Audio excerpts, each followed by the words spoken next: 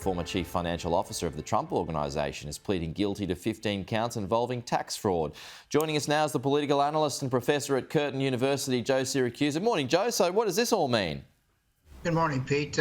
What it means is that the district attorney in Manhattan is going to be pursuing the case against the Trump Organization, and it's got its star witness.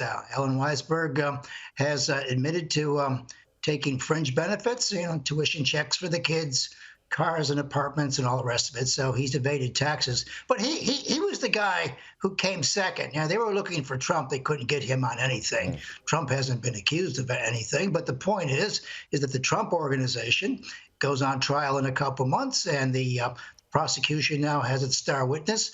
There is no chance, though, that Weisberg is going to turn evidence on Trump. He's made that very clear. In fact, after his plea bargain, Pete, the Trump organization gave him a birthday cake at the Trump Tower for his 75th birthday. So right. He's not gonna turn on Trump. But Trump's had some good news this week. That is, the judge who authorized the search warrant has asked the Justice Department to agree on a redacted statement or the affidavit about how or why he decided to what they wanted and why he decided to issue the warrant. So the president, former president's got a little bit going there.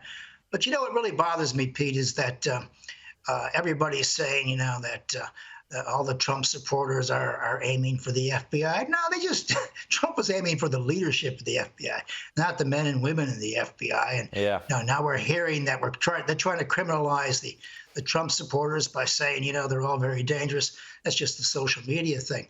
But Pete, your viewers have to remember something. American politics is not for the faint-hearted. Since 1865, 1 in 4 presidents has had an attempt on his life, and 1 in 5 presidents has actually been murdered in office. Imagine your chances of being killed at going to work as 20%. That's pretty heavy stuff. Wouldn't like that. Americans always play. American politics is very tough stuff, but Donald Trump has not shown any sign of not running. He's got a lock on the party, and I think President Biden continues to reel backwards on this one. So what's if they can't get Trump? Why bother with the former CFO? Just back on your first point. Pete, we're all old enough to remember royal commissions. If you can't get what you want, you get what you can get. These guys, I've seen this. I've been in Australia for 48 years. I've seen this crap before. They just get anybody they can get. Is that not quite like that Rolling Stones song? You get not quite get what you need anyway. That's right. He just got caught and washed up in the attempt to get Trump. They tried to get Trump's kids and all the rest of it. Right. Trying to prove that Trump is some very dangerous person. At the very least, at the worst, he's probably just they're trying to get him on white-collar crime. It's so funny. I mean, the authorities, they keep on going after Trump, but they're not finding it. It's like they keep walking down cul-de-sacs, you know what I mean? That's exactly right. Or hitting the crocodile and getting the next one. They can't quite get him. At the end of Trump's tenure, whatever happens next, he's going to have to be called the Teflon president because, he's cleaner at the end of it than Ronald Reagan was. Ronald Reagan was the same thing. Yeah. Reagan did all kinds of things. If Trump is guilty of anything, he's guilty of being asleep.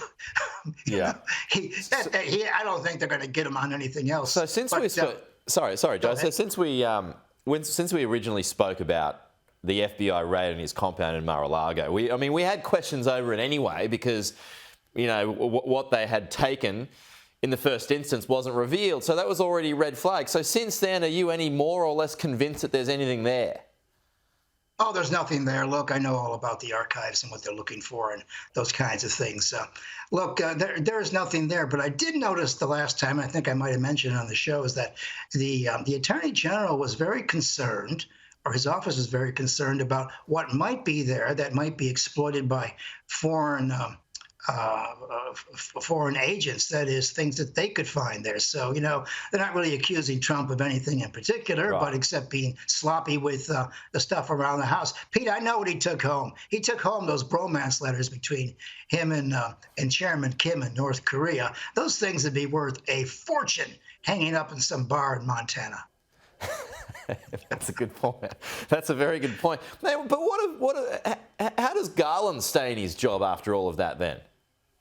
Oh, look, he's dead meat. They're going to get him one way. He's either going to be thrown out by the Democrats for being incompetent, and when the Republicans come storming back in November, and they take over the House in January, they'll get their 218 votes.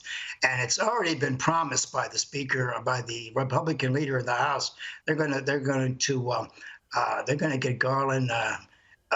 They're going to impeach him in a New York minute. They're going to go right after him.